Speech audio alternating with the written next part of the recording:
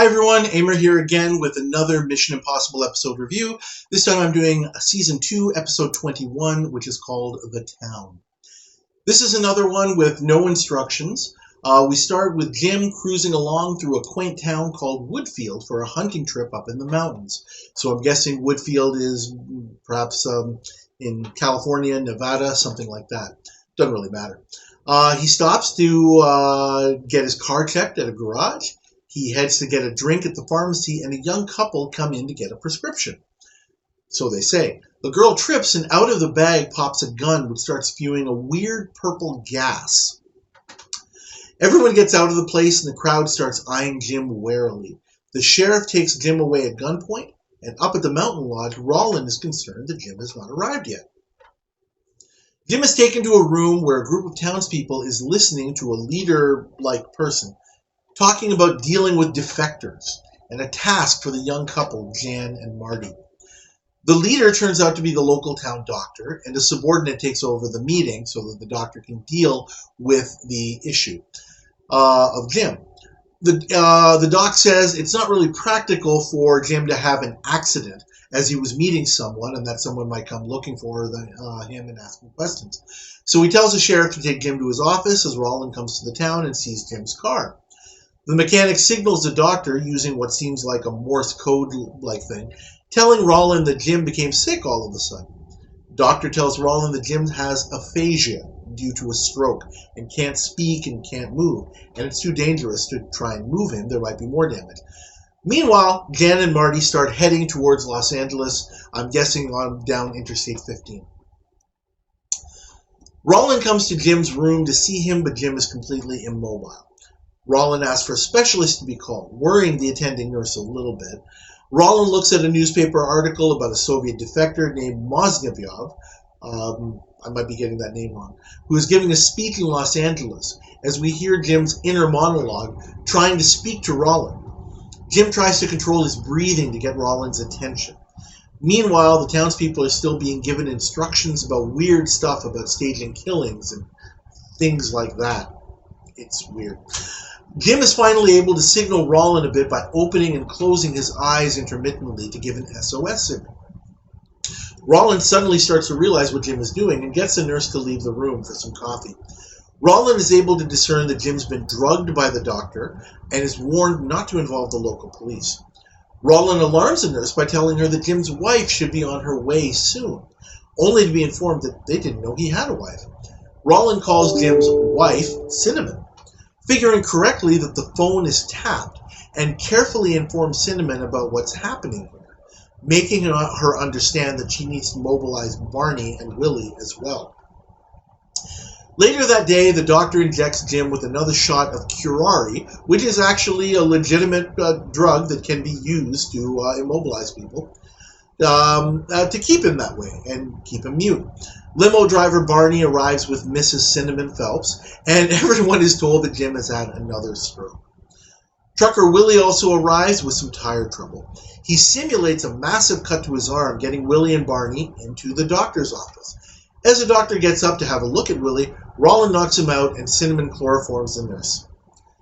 Using blinks for Morse code, Jim tells Rollin about the couple heading to kill Moznyov, and with Cinnamon's help, finds some plaster and materials to make a mask of the bound and sedated doctor, including hair and extra clothes to perfect the look. Jen and Marty call the doctor for their final instructions and the final go-ahead for their plan. Rollin is able to impersonate the doc's voice, telling them to wait. Barney finds that the car won't start, thanks to the mechanic, of course, who decides to head into the doc's office to check on Willie. Barney is able to honk the horn to warn his colleagues, and they're able to cover their tracks. Rollin tells Cinnamon it's time for Jim to die, as Willie drives the truck away from the town, and Rollin, as the doc, gets Barney into the house. Jim is loaded into a hearse with the limo following. Doc Rollin tells the townspeople to come together again and tells them the plan went awry because they weren't ready and they weren't sufficiently prepared or some other such silliness. As the mechanic tells him that Liz the nurse isn't present and didn't respond to his signal, he and Rollin head outside to investigate, where he knocks the mechanic out. Sheriffs descend on the town as the IMF head away in the Cadillac, and Jim starts to recover. mission accomplished, such as it was. I'm going to give this episode a grade of A-. It's a good episode. I remember the very first time I watched it some years ago. I was really worried about Jim Phelps in this one because it just looked like, oh my God, how in the world are they going to pull this one off? You can't predict it. So it's not a simple mission. It's not an easy one at all. The team really, really earns their victory here, to say the least.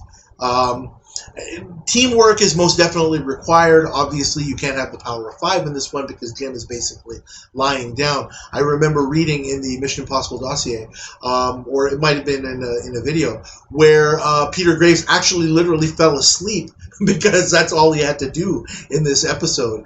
So at times, he was really asleep. Anyway,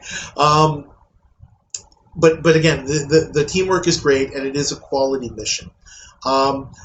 What was really, really nice, I love the part where Willie and Barney get into the doctor's office and the IMF takes over the office in a matter of 20 seconds, right? Where Rollin just knocks out the doctor and Cinnamon just takes out the nurse, and it's like, okay, let's go, right? It's go time now. And I'm just like, damn, that's impressive. So I really, really like that. I was going to put in the bad category, but I changed my mind after thinking about it. The suspense of, if you want to call it that, of Jan and Marty driving down, I guess, what is Interstate 15 because of the road signs. Apparently they go through Barstow and then San Bernardino. So I guess they're coming from Nevada, Arizona that way. So we have these intercut scenes of them heading towards Los Angeles. It doesn't take up a lot of time. I remember thinking that, man, they spent a lot of time on that, but they really didn't. So it's not so bad. It's not excessive. So I don't mind that so much. The only thing that was kind of padding, which was a little bit excessive, was the mask making of the doctor. That was kind of necessary because, I guess maybe to give the impression that the IMF has to improvise and just kind of, do this on the fly sort of thing. Wasn't too bad. The one thing that did bother me is the way that these whole town meetings kind of took shape. You've got the doctor, who is ostensibly the leader of this town full of foreign agents. I'm guessing, would be communist Soviet agents of some type. It's just bizarre how they're doing this these indoctrination sessions, telling people, okay, let's talk about assassination techniques. Let's talk about the details of the plan.